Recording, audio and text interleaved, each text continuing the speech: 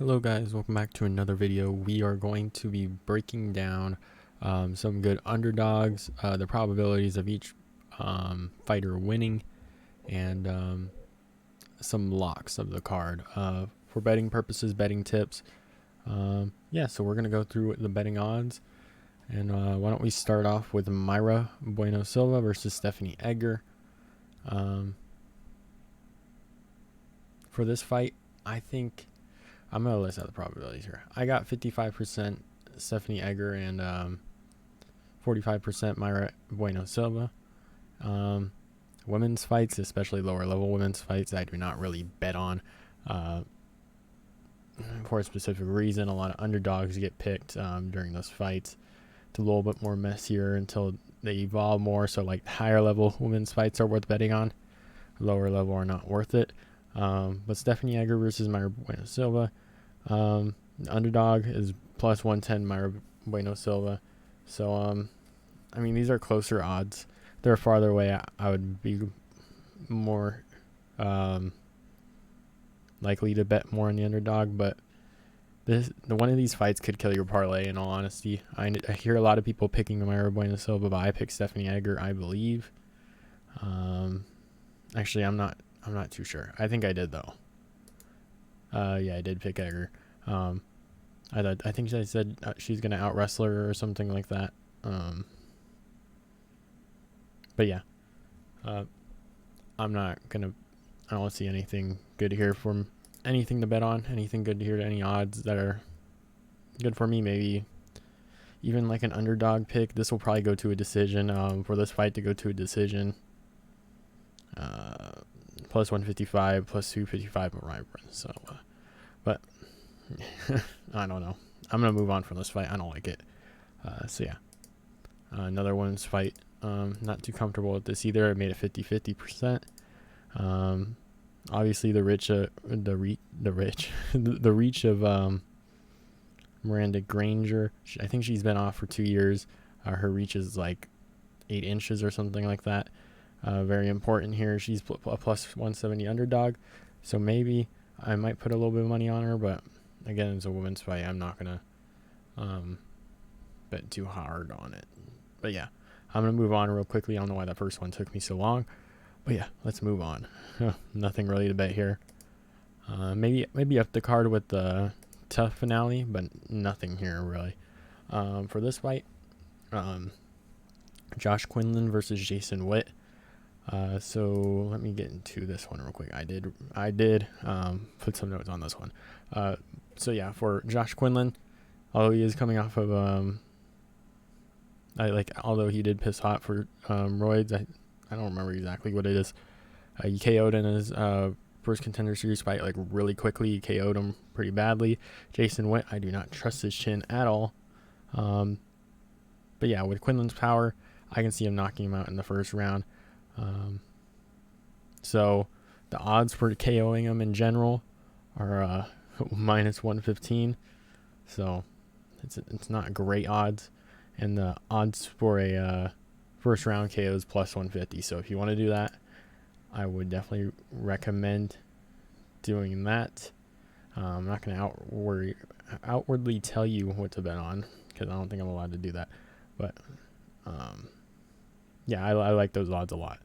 Plus 150, easy for Josh Quinlan. In this fight, Josh Quinlan is a minus 250, and Jason Witt is plus 200. Yeah, I like those odds. Let's move on. Actually, I'm not even sure what the policy is. I'm just not going to take a hit on it. Okay, so one with the great odds on here. So I don't think I even went through the percentages of the last fight. 25%, 75% Josh Quinlan. Jason Witt could wrestle him a little bit if he can, but I don't think it will happen. This next fight, Terrance McKinney versus where we at? Terrance McKinney versus Erick Gonzalez. I'm taking Terrance McKinney. He's too explosive, and I feel like this is an easier matchup for him than it was his last fight. So yeah, the odds on here are like kind of crazy. Minus 1100 plus 650 for Erick Gonzalez. Not even worth picking Erick Gonzalez. First round KO for McKinney. There's no value at the money line. McKinney by KOs plus 105, so I really like that if you want to put them in a parlay with like a couple locks. In the first round, KO is plus 150, which I like too. So yeah, that's what I'm probably gonna put a couple locks in a parlay with Terrance, McKinney, and Quinlan. Probably by first round KOs, or probably Quinlan by KO, because actually no, I'll probably put Quinlan by first round KO, and then McKinney by first round KO, and then this next fight on the card. Oh, it was the one after this. They reordered the cards. Yeah, let's just get into this one real quick. So for this fight, I have Bryan Battle at 80% and Takashi Sato at 20%. Sato doesn't really do much at all in his last couple fights. It's been very annoying. But I can see Bryan Battle beating him up on the ground beating him up on the feet and then taking him to the ground, finishing him in the later rounds. He is so for the money line, let me check. Bryan Battle's a minus 300 and Takashi Sato's at plus 230. Can't really get value out of Bryan Battle there on the money line. So we will go plus 265 for sub and plus 700 for a KO or TKO. But yeah, I like him in the later rounds. I don't know exactly how, because I haven't really seen Bryan Battle in the lower division, or what round he I don't know how he's gonna go about this and what round he wants to finish the fight at. So I'm not gonna predict that, but I like a sub or KO for him. I can see him subbing Sato in this fight, so plus 265 might look really good. But yeah, I see him finishing Sato in the later rounds. Probably just the second round. Probably early second round or third round. I don't think he'll get to the third round. Probably second round. Yeah, let's move on. Is this fight that I was talking about earlier? Sam Alvey versus Michal Oleksiejczuk. I think that's how you say it. Hopefully I finally got that right. But for this fight, there's no money line value here for Michal. Minus 750. You can't really make money off of that at all. But I think Michal takes care of him in the first round. If he doesn't, I might put like a little $5 on Alvey, because I think he has to leave anyways on the fight. I think they agreed to a deal with it. UFC that this is his last fight, no matter if he loses or wins or something like that. So yeah, I think it'd be very Sam Alvey like to win on his last fight, even though he can't re-sign with the company. But yeah, but I do see Michal beating him in the first round. He's Michal in the first round is plus 200. The money, yeah, it's not worth it. But I will probably put like $5 to $10 on Sam Alvey. I don't know why. I think second round for Sam Alvey doesn't seem bad, so I might do it. But yeah, if you pair up a Michal parlay with if you do a Michal parlay with a Terrance McKinney parlay and Josh Quinlan all together, it'll probably make a little bit. Let me test it out real quick, actually. I think it'll be plus 400 or something, plus 300 maybe. Pre something. But yeah, it wouldn't be too bad for locks or easy cash. So yeah, that's what I think I might do for the fight. But Sam Alvey is a weird fighter. He has a chance in a lot of the fights. It depends on whether he capitalizes it.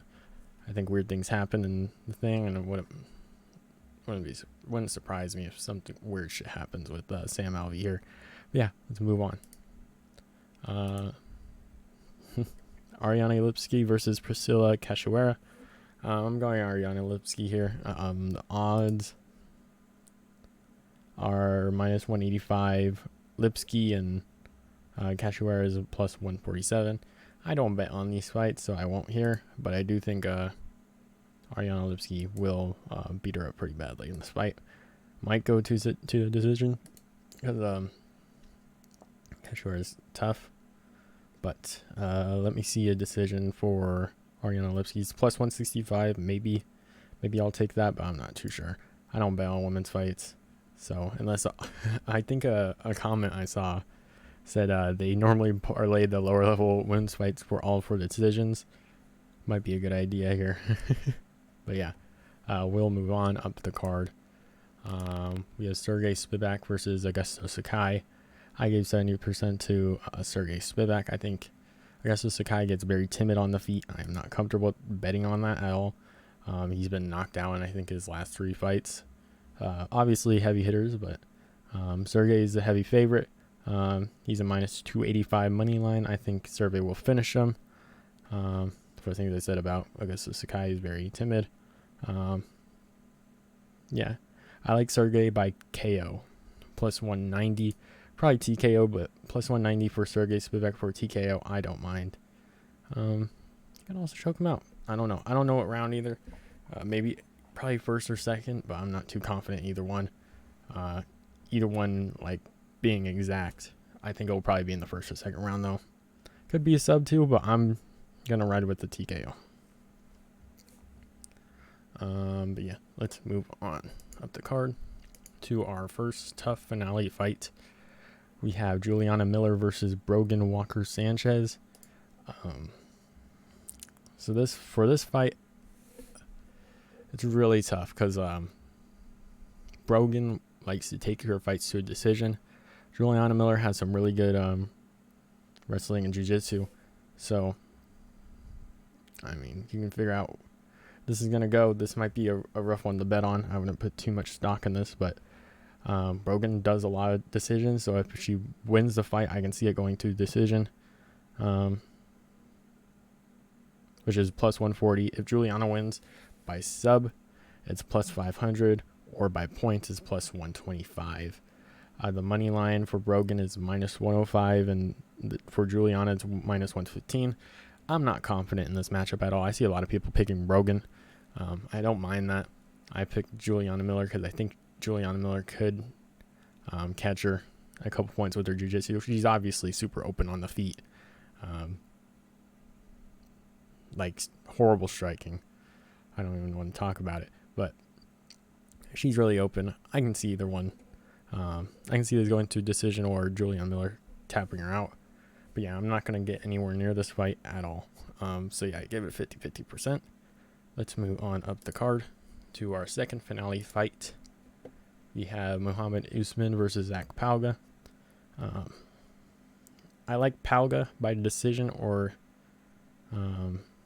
TKO. I think this will go to a TKO without a doubt. Yeah, I don't... Yeah, I'm going to say TKO. I don't think... I think you'll get into a point where Muhammad Usman's like in a corner against the cage or something, and Augustus, or not, why am I saying Augustus? And Palga just beats him up against the cage, and it's just like a standing TKO, or it's like Palga has him trapped on the ground and then just punches the crap out of him. So Palga by points is plus 160, or Palga by TKO is plus 235. I like Palga by TKO. I'm not super confident in it. Maybe 60-40, 65-35 in it. But yeah, I definitely think Palga will win. His money line odds are minus 265, so it's not even worth it. But I do like Palga by TKO plus 235. I don't know how tough Muhammad Usman is. He's not crazy on the feet. He does have a puncher's chance, but I don't see it. But yeah, let's move on up the card. Just realized this is like a stock photo of Palka. But anyways, Vicente Luque versus Geoff Neal. Oh, okay. So this is a kind of close fight. Obviously Luque throws pretty heavy, goes for the finish a lot. And Geoff Neal is a little bit more accurate and a technical fighter. Geoff Neal is a plus 160 in this fight. Luque is a minus 200 in this fight. So, yeah, let me pull up Tapology to see what... trying to remember what Geoff Neal's last couple fights were. Trying to remember. I think he lost to Neil Magny and 4 else fights. So So he lost to Neal Magny by decision, Stephen Thompson by decision, Mike Perry by KO, or one against Mike Perry by KO. One to Nico Price by KO, Ponzinibbio by decision.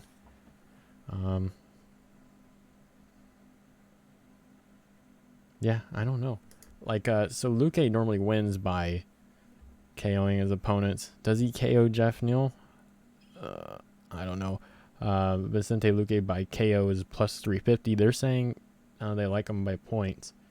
The odds are plus 170 for Vicente Luque winning by points. Geoff Neal to win by points is plus 325. Geoff Neal, there's no way Luque is getting KO'd here. Unless I just jinx it or something. Who knows? Geoff Neal wins is going to a decision, which is plus 325. I like Luque in this fight. Maybe TKO for Luque or Darce choke or something. I'm not too sure. This is a really weird fight. Like, plus 160 for Geoff Neal isn't horrible, but I think Luque wins. I don't know. I don't know how I'd bet on this fight. Like, for Geoff Neal, his losses haven't necessarily been... Let's see. What was his last loss by? Okay, so he lost to Kevin Hall in XKO 34 by KO in the third round. He lost to Martin Sano by Runic. Like, these are years ago. Like, he lost to Kevin Holland 5 years ago by KO. You know what I mean? His last 3 fights were decisions. Lost 2 of them. This goes to a decision. I do favor Geoff Neal. I do like Luque by TKO, though. I don't know. This fight's really tough to bet on. If you're willing to stack up a bunch of things for a money line, maybe it's worth it. But I don't know where this fight ends, is the thing. I feel like this could end in a bunch of different ways. Luque always looks for the finish, so that's maybe finish in third round. I wouldn't mind, but I don't know what to do for this fight, in all honesty. Money line is probably the way to go here, but minus 200 isn't very profitable unless you want to parlay it. But yeah, that's what I got. I'm not too sure where this fight ends. I can see Luque. I don't want to see Luque. I don't think I see Luque by decision. Maybe I see it. Yeah, it's either sub or TKO. I can see him hitting Geoff Neal pretty hard, dropping to a knee, and then hitting in the Darce choke and ending it right there because he hit it on what Chiesa and someone else back to back, right? Darce and Tyron Woodley. So yeah, I could see that happening. He looked for it against Bilal Muhammad. First round, second round, Darce. Not confident in it at all. But yeah, let's move on. For Jamahal versus Thiago Santos. I like this fight definitely for Jamahal. He's minus 335. The odds keep on going more in the favor of Thiago Santos, though, at plus 255. I don't mind Santos by maybe a decision if his stuff gets way higher. But Jamahal, first round TKO KO, I don't mind that at all. First round KO is wins in the first round is plus 325. Wins it by KO in the first round is plus 350. So yeah, those odds are not that bad. I can see him just walking Thiago Santos down. Thiago Santos will have to get after in this fight, and I don't think he will. But yeah, but Jamahal by KO, TKO in general is just minus 168, so it's not worth it. Maybe it is worth it if you want that easy money, but if you want some super value out of it, like in round 1, plus 325, I like it. Round 1 TKO plus 350. So yeah, that's what I got. Hope you guys enjoyed. Didn't have too many underdogs on the card. Like, the card is very confidently favorites unless you like are really going for an underdog here. I think I've seen a lot of people, especially the women's fights. I don't know. I don't know how to pick those anymore. I get some of them right. But yeah, women's fights have a lot of underdogs here, I guess, in that. But yeah, that's what I got. Thank you guys for watching. I'll see you guys next time.